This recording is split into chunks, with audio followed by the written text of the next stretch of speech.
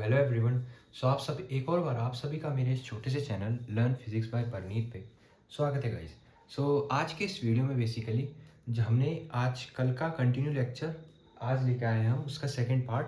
Basically हमने कल क्या किया था, हमने गॉस थ्योरम की पहली एप्लीकेशन स्टडी करी थी और आज के इस वीडियो में हम गॉस थ्योरम की बेसिकली सेकंड एप्लीकेशन के बारे में स्टडी करने जा रहे हैं। आज की इस एप्लीकेशन में क्या दिया गया है कि electric field due to an infinitely long thin straight wire with uniform linear charge density lambda.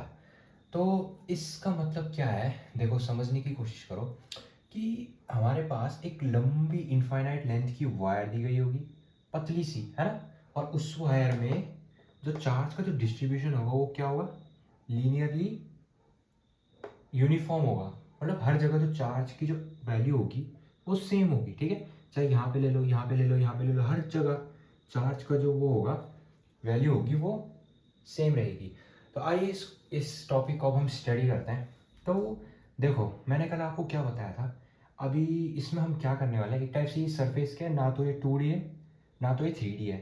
तो इसको अब हम क्या करेंगे, इसको 3D बनाने के लिए पहला स्टेप हमारा क्या रहने वाला है, इसको हम 3D बनाने के लिए इस पे इसको गॉसियन सरफेस बनाएंगे एक टाइप से, जिससे हम क्या कर सकते हैं, इलेक्ट्रिक फील्ड निकाल लेंगे इस थिन वायर की वजह से लगने वाली, ठीक है। तो हम पहले एक काम करते हैं, स्टेप 1, ठीक है, मैं यहाँ पे लिख देता हूँ step 1, draw a Gaussian 3D closed surface. पहले स्टेप में हम क्या करेंगे, इस लाइन के अराउंड एक 3D क्लोज सरफेस बना देंगे, ठीक है। चलो कुछ हम क्या करेंगे, हम एक 3D एक काम करते हैं, हम एक 3D क्लोज सिलेंडर लेके देखते हैं, ठीक है। हम एक 3D क्लोज सिलेंडर ले लेते हैं, ठीक है। चलो ये लो, ये बन गया आपका सिलेंडर 3D, है ना। और चार्ज क्या है इसके, पूरा इनक्लोज्ड है, ठीक है। तो इसमें अब हम क्या करने वाले हैं, इसमें हम क्या करेंगे, देखो अब आपको मैंने कल बताया था कि पॉजिटिव की जो इलेक्ट्रिक फील्ड की जो डायरेक्शन होती है कैसी होती है, बाहर की तरफ। इसमें चार्ज कैसा है, कुछ ऐसा, देखो ऐसा कुछ है, चार्ज ऐसा है इसमें पूरा तरीके से। तो इलेक्ट्रिक फील्ड कैसी होगी, ऐसे ऐसे ऐसे की तरफ, है ना, आउटवर्ड्स, रेडियली आउटवर्ड्स। तो अब हम क्या करेंगे, एक काम करते हैं, हम 3 एरिया वेक्टर्स लेंगे, एक इस साइड, एक इस साइड, एक इस साइड, ठीक है। चलो पहले हम एक काम करते हैं, देखो हाँ ठीक है, पहले हम लेते हैं इस साइड, ठीक है। इस साइड में मान लेता हूँ ये एक एरिया वेक्टर लेता हूँ छोटा सा यहाँ पे, ठीक है।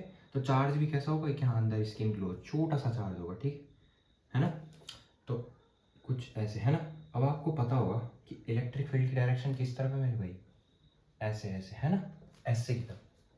और हम ले रहे एरिया वेक्टर इस तरफ। तो सिंपल सी बात, इलेक्ट्रिक फील्ड किस तरफ होगी, ऊपर की तरफ। किस तरफ होगी, ऐसे ऊपर, परपेंडिकुलर, इस एरिया वेक्टर के परपेंडिकुलर, ठीक है, समझ आए। तो अब दूसरा, हम दूसरा एस, चलो मान लेते हैं यहाँ पे इस पॉइंट को ले लेते हैं हम S1, छोटा सा एरिया वेक्टर यहाँ पे ले लेंगे हम S1। और इस साइड हम लेते हैं अब एक और एरिया वेक्टर जिसका नाम है एक और S2, इस साइड लेते हैं हम S2। आई होप सो आपको छोटा सा यहाँ पे पार्ट दिख रहा होगा, अरे यार यहाँ पे तो एक काम करते हैं, यहाँ से लेते हैं, ठीक है। एक टाइप से यहीं से लिया मैंने, ये बस मैंने थोड़ा बढ़ाने के लिए लिया था कि दिख जाए आपको, है ना। चलो इलेक्ट्रिक फील्ड किस तरफ है, ऊपर की तरफ। तो इलेक्ट्रिक फील्ड ऐसे, ठीक है। और एरिया वेक्टर इस तरफ, एरिया वेक्टर इस तरफ लेंगे, perpendicular to this linear to this line in which charge is uniformly distributed. And हम तीसरा जो एरिया वेक्टर लेंगे ना मेरे भाई, वो लेंगे इलेक्ट्रिक फील्ड जिस तरफ है उसी डायरेक्शन में लेंगे। कैसे, इसके जस्ट ऐसे, इसके जस्ट 3D सरफेस के जस्ट परपेंडिकुलरली, ठीक है, ये ऐसे लेंगे, है। तो इसमें इलेक्ट्रिक फील्ड कैसी है मैंने बोला ऐसे, ठीक है। और हमने एरिया वेक्टर भी किस तरफ ले लिया, ऐसे, ठीक है। और इस वाले पार्ट को मैं ले लेता हूँ S3, S1, S2, S3 are the area vectors of these 3D surface. ठीक है, तो अब हम क्या करेंगे, अब हम लगाएंगे Gauss theorem. According to Gauss theorem की जो डेफिनेशन है वो क्या कहती है, close integral E D A cos theta is equals to D Q. तो एक काम करते हैं, सुनो, एक काम करते हैं ना, हम एक काम करते हैं, इसको डी ए के बदले ए से ले लें, ए से कर लें। ठीक है, ए से ले लेते हैं, इतना मतलब इतना हमने क्या एरिया वेक्टर ले लिया पूरा, मान लेते हैं। ठीक है, तब और इधर साइड से भी इतना। ठीक है, और इस साइड से भी इतना एरिया वेक्टर मैंने ले लिया, तब इसको डी ए में नहीं गिनेंगे। ठीक है, ठीक ठाक सा लार्ज थोड़ा सा बड़ा सरफेस लेंगे तो उसको हम डी ए में नहीं गिनेंगे। तो हम एक काम करते हैं, इसको ए ए ए ए मतलब एरिया वेक्टर से सिंपल रिप्रेजेंट करते हैं, डी ए की इसमें तब ज़रूरत नहीं है शायद। ठीक है, चलो एक काम करते हैं, तब हम लेते हैं इसको plus Q over epsilon not. जब यार एक बात बताओ, जब एरिया मैंने बड़ा ले लिया तो चार्ज भी बड़ा होगा, है ना, चार्ज भी इसमें क्या होगा, बड़ा होगा, चार्ज भी थोड़ा बड़ा होगा, चार्ज इसमें बड़ा होगा। तो अब हम क्या करेंगे, ये तो आया किसकी तरफ से, फ्रॉम, ये आया कहाँ से, फ्रॉम डेफिनेशन, ये तो सबको पता ही है, ये कहाँ से आया, डेफिनेशन से आया। तो अब हम क्या करेंगे, इस वाले पूरे 3D क्लोज गॉसियन सरफेस के लिए, इस गॉसियन सरफेस पे अब हम गॉस थ्योरम अप्लाई करेंगे। Applying Gauss theorem in Gaussian surface, है ना, फॉर्मूला तो ये है, तो लगा दो फाई। चलो एक काम करते हैं, सुनो, फाई लिखने की जरूरत नहीं है, काम करते हैं डायरेक्ट ये रखते हैं। ठीक है, plus Q over epsilon not is equals to, देखो हमने कितने इलेक्ट्रिक फील्ड और एरिया वेक्टर लिए थे, 3, S1 S2 S3, इन तीनों को रख दो, आंसर आ जाएगा। पहला लिया था हमने इधर, देखो इलेक्ट्रिक फील्ड ऐसे में थी, इलेक्ट्रिक फील्ड एक ऐसे में, एरिया वेक्टर मैंने इसके परपेंडिकुलर लिया, मतलब अपोजिट एक दूसरे के इनके, तो ये हो गया 90 डिग्री। ठीक है, और इस साइड से भी मैंने सेम वही चीज़ करी, एक मैंने इस साइड से एरिया वेक्टर ले लिया, इलेक्ट्रिक फील्ड कैसे थी, ऐसे, इलेक्ट्रिक फील्ड ऐसे, और मैंने यहाँ पे भी सेम चीज़ करी, मैंने क्या किया, इलेक्ट्रिक फील्ड के डायरेक्शन में ही एक और एरिया वेक्टर बना दिया, मतलब 3 एरिया निकाले एक साथ, 3 एरिया लिए। ठीक है, इसके तो इसकी इलेक्ट्रिक फील्ड इस तरफ है, एरिया वेक्टर भी इस तरफ है, तो इसका जो थीटा हो कितना होगा, 0 डिग्री। ये कितना है, 90 डिग्री, ये कितना है, 90 डिग्री। इतना सबको समझ आ रहा होगा, होप्स। ठीक है, तो अब हम क्या करते हैं, अब हम लगा देते हैं गॉस थ्योरम। ठीक है, E A cos 90 degree plus 90 degree plus 0 degree, E A cos 90 degree plus close integral E A cos 90 degree.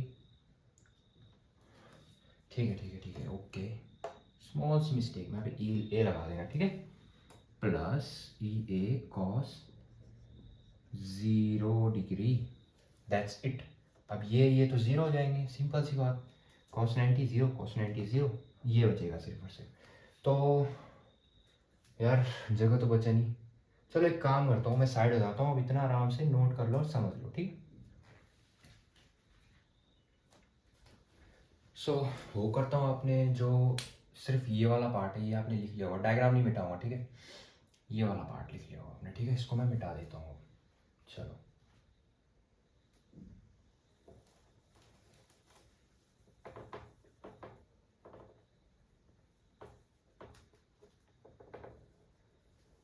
ठीक है, हाँ, तो कहाँ पे थे हम, ये हो जाएगा 0, ये बचा plus Q over epsilon not is equals to E A बचा, cos 0 डिग्री की वैल्यू 1, क्या बचा, ये इंटीग्रल से निकल के ये। तो यार अब हम क्या करने वाले हैं, अब हम एक चीज़ का यूज़ करेंगे जो कि हमने पिछले कॉन्सेप्ट में भी यूज़ किया था, पिछले लेक्चर में भी हमने चीज़ वो यूज़ की थी। अब मैंने अभी क्या बोला, इसमें खुद दे रखा है कि यूनिफॉर्मली लीनियरली, इसमें चार्ज यूनिफॉर्मली डिस्ट्रीब्यूटेड है। तो लीनियर चार्ज डेंसिटी के लिए हम क्या यूज़ करते हैं, है ना, आपको मैंने पढ़ाया था इलेक्ट्रिक फील्ड वाले लेक्चर में, क्या था, lambda charge per unit length, charge per unit length, charge per unit length, lambda, ठीक है, लैम्डा। तो अब हम क्या करेंगे, इस Q की जगह लैम्डा एल लिख देंगे। क्या लिख देंगे, ऐसा, Q की जगह लैम्डा एल आ जाएगा, ठीक है, lambda L epsilon not is equals to E A. अब यार एक बात बताओ, सिलेंडर का एरिया क्या होता है, पूरा पूरा इसका सरकमफ्रेंस या एरिया, एरिया बोल लो पूरा, है ना, एरिया क्या होता है सिलेंडर का, क्या होता है, पता होगा आप सबको, है ना, 2πr/h। बेसिकली ये वायर की क्या होती है, लेंथ होती है। तो इसकी लेंथ, h की जगह हम क्या लिख लेंगे, l लिख लेंगे, h की जगह हम लिख लेंगे l, ठीक है, h को सीधे l से रिप्रेजेंट करेंगे हम, क्योंकि यहाँ पे हाइट तो है नहीं, लेंथ की, वायर की लेंथ l है, h है सीधे पूरी, है ना, तो हाइट हम लेंगे, लेंथ से रिप्रेजेंट कर देंगे सीधा सीधा। तब क्या बन जाएगा आंसर, 2πr/l। तो a की जगह रख दो 2πr/l, ठीक है, E डॉट 2πr/l।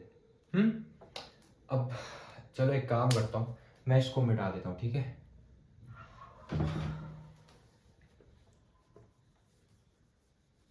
यहीं आगे पे इसको सॉल्व करके इस लेक्चर को करते हैं दी एंड, ठीक है।